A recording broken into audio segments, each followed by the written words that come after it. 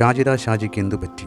മുമ്പ് തൻ്റെ ഭർത്താവാണെന്ന് പറഞ്ഞ ഷറഫ് അലിയുടെ വീഡിയോ എൻ്റെ സുഹൃത്താണ്, എൻ്റെ കൂടെ കഷ്ടതയിൽ ഒന്നിച്ചു നിന്നവനാണെന്ന് പറഞ്ഞുകൊണ്ട് ഷാജിദ ഷാജി ഒരു വീഡിയോ ചെയ്തു.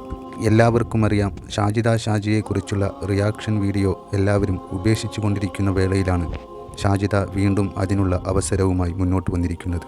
ഇവർക്കെന്തു പറ്റി, എന്താണ് ഉദ്ദേശം എന്ന് പോലും അറിയില്ല.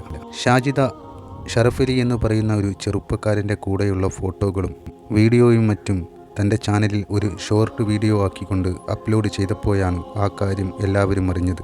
അതിൽ ഇത് ഷാജിദയുടെ ഭർത്താവാണോ എന്നൊന്നും ഷാജിദ പറഞ്ഞിട്ടില്ലായിരുന്നു. പിന്നീട് മറ്റൊരു ചാനലിൽ, അതായത് എൻ്റെ ചാനലിൽ തന്നെ ഞാനായിരുന്നു അത് ആദ്യമായി പുറത്താക്കിയത്. അത് ഷാജിദ ഷാജിയോട് സംസാരിച്ചപ്പോൾ എൻ്റെ ഭർത്താവാണെന്നും ഷറഫ് അലിയാണെന്നും കാസർഗോഡുകാരനാണെന്നുമൊക്കെയാണ് ഇവർ പറഞ്ഞത്.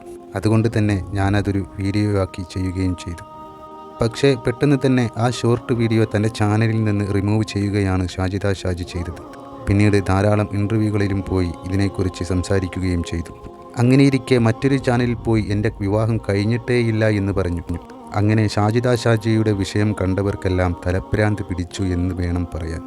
അങ്ങനെ ഷാജിദ ഷാജി പിന്നീട് പല പ്രശ്നങ്ങളിൽ നിന്നെല്ലാം ഒഴിഞ്ഞു നിൽക്കുന്ന വേളയിലാണ് വീണ്ടും മറ്റുള്ളവർക്ക് റിയാക്ട് ചെയ്യാനുള്ള അവസരമുണ്ടാക്കി വീണ്ടും ഷറഫ് അലിയുമായുള്ള ഒരു വീഡിയോ തൻ്റെ ചാനലിൽ പങ്കുവച്ചിരിക്കുന്നത്. ഇവിടെ പറയാനുള്ള മറ്റൊരു കാര്യമെന്തെന്നാൽ, ഷറഫ് അലി എന്ന് പറയുന്ന ചെറുപ്പക്കാരൻ ഇതുവരെ വിവാഹം കഴിച്ചിട്ടില്ല. ഇത് എൻ്റെ ഒരു സുഹൃത്താണ് എന്നാണ് ഷാജിദ ഷാജി പറയുന്നത്. പക്ഷേ ഷറഫ് അലിയുടെ വീട്ടുകാരുടെ അവസ്ഥയാണ് ദയനീയമായിട്ടുള്ളത്. അത് എങ്ങനെയെന്നാൽ, തൻ്റെ മകന് ഇങ്ങനെ സംഭവിച്ചു എന്ന വിഷമത്തിൽ ഷറഫ് അലിയുടെ ഉമ്മ പല മാനസിക പ്രയാസങ്ങളും ശാരീരിക ബുദ്ധിമുട്ടുകളും അനുഭവിക്കുന്നുണ്ട്. അതെനിക്ക് വ്യക്തമായി അറിയാം.